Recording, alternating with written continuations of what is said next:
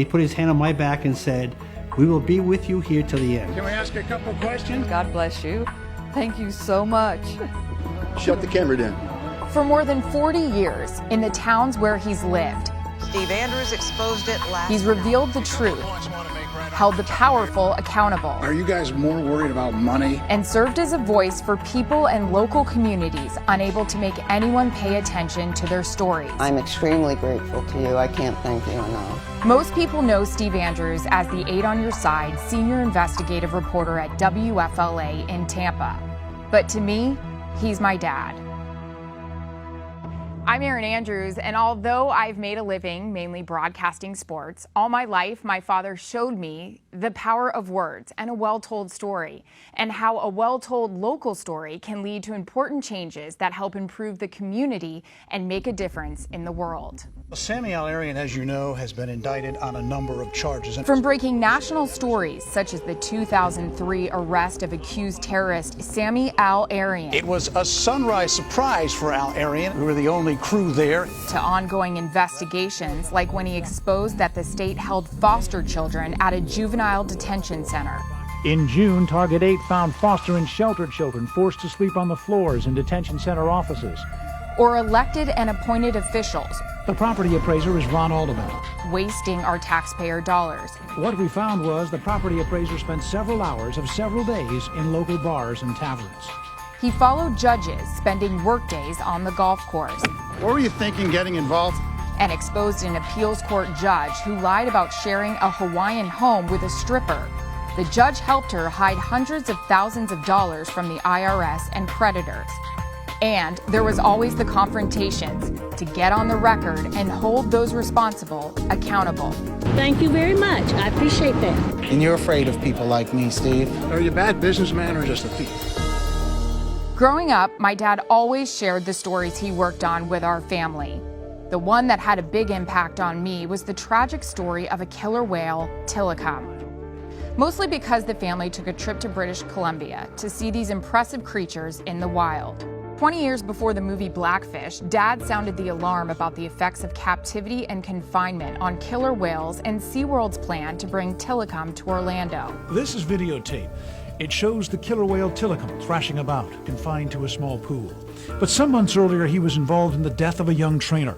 And again in 1999, when a man was found dead after falling into Tilikum's tank. Along with this whale known as Tilikum, there come some big risks. And years later, after the orca drowned a SeaWorld trainer. The top story that's the most memorable is the Harry Lee Coe story, the state attorney in Hillsborough County, who we discovered was broke for some reason. He was borrowing money from his employees.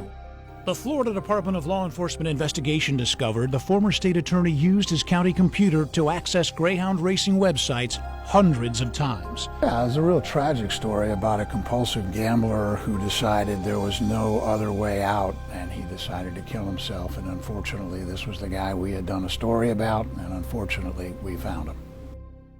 My father took up the mantle to help veterans fight the VA for benefits they earned and to get proper medical care, especially Vietnam vets exposed to a toxic herbicide known as Agent Orange. Dad first reported on the defoliant as a young reporter in Maine. The test showed no contamination in the brook. When veterans and their families came to him for help, my father helped them navigate the VA. Doctors missed veteran Lonnie Kilpatrick's cancer.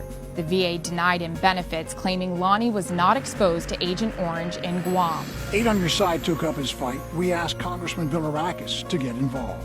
This shouldn't have to happen. All these people shouldn't have to wait any longer. Dad's work led to a bill in Lonnie's name to expand Agent Orange benefits for those who served in Guam. For years, his investigations revealed evidence proving that Blue Water Navy Vietnam vets also suffered from herbicide exposure. Congress passed a bill in 2019 making 90,000 Navy veterans eligible for benefits previously denied. The law mandates veterans who served off the coast of Vietnam are presumed to have been exposed to Agent Orange if they develop certain diseases. We drank that water. We bathed in it. The distillation process enhanced the herbicide. Mike suffers from diabetes, heart disease, neuropathy, conditions linked to Agent Orange exposure. It took a little more work and creativity Paging Senator Scott, Senator Rick Scott, to get the attention of certain lawmakers about a bill to change the Ferris Doctrine. The 1950s decision prevented an active duty military from suing the government for medical malpractice by its doctors. Now 1.3 million U.S. servicemen and women have that right. It's really a tremendous victory for our military, and again, I give you great credit for it. Hundreds of miles away, Rich Stayskull, the soldier who led the charge for himself, his family, and others, watched the historic event. His reports convinced Florida lawmakers to provide PTSD benefits for the state's first responders. And that's what's kept him in the game all these years. Great stories that make a difference, whether it takes a day or a decade. This job has put me in a position of being able to tell good stories that help people. So that's, I think, what drives me right now, is if I can find a story where, you know, David versus Goliath and David's not winning, then maybe we can do something for him. I can't think of anyone more deserving of this Lifetime Achievement Award, and I'm so proud of this man and so proud to call Steve Andrews my father.